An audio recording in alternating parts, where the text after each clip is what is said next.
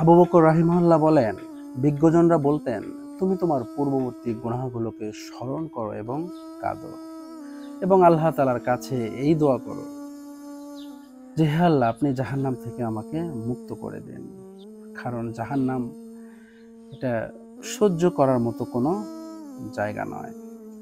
এখানে ফরিয়াদের মাধ্যমে তুমি উপকৃত হবে, আর এটাই তোমার জন্য অধিকতর উপযোগী, বিশেষত যখন তুমি তওবার অনুগামী হবে এবং গুনাহ বর্জন করবে। মনে রেখো যে জাহান্নামে যে তখন ক্রন্দন করে আসলে কোনো লাভ নেই এবং সেটা কোনো কল্যাণও বয়ে নিয়ে আসবে না। এরপর বলছেন যে হে সাহায্য প্রার্থী, তুমি কি জানো না যে মদ পানকারীর তৃষ্ণা নিবারণ করা হবে টকবগে ফুটন্ত পানি দিয়ে, যার ফলে তার নাড়ি ভুঁড়ি ছিন্ন বিচ্ছিন্ন হয়ে যাবে।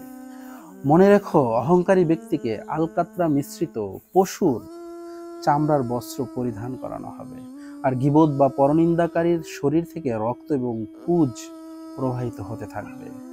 যারা নিষিদ্ধ অশ্লীল বিষয় শ্রবণ করে তাদের কানের মধ্যে নিরেট সীসা ঢেলে দেওয়া হবে। মনে রেখো, পাপীদের বন্ধু হয় শয়তান, যে কখনো সে ব্যক্তি থেকে পৃথক হয় না।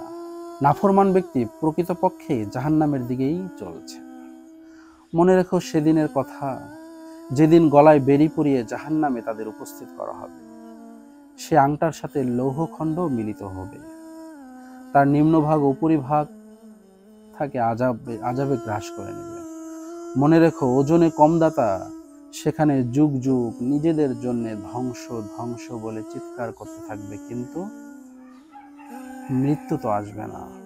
আর আত্মহত্যাকারী, যা তার জন্য হারাম ছিল, এর ভয়াবহতা সম্পর্কে আর জিজ্ঞাসা করো না, তার শাস্তি কতই না ভয়াবহ। ইয়াতিমের সম্পদ আত্মসাৎকারী প্রকৃতপক্ষে জাহান্নামের অগ্নি ভক্ষণকারী। পিতামাতার অবাধ্য সন্তান জাহান্নামের একটা স্তরে থাকবে।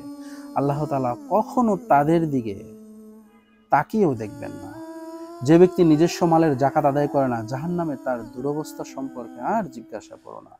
যারা নিজেদের সম্পদের যাকাত দিতে অস্বীকার করেছিল, সেদিন তারা চিৎকার করতে থাকবে, ধ্বংস ধ্বংস বলে চিৎকার করতে থাকবে। মৃত্যুকে তারা চাইবে, কিন্তু মৃত্যু তাদের নিকটে আসবে না।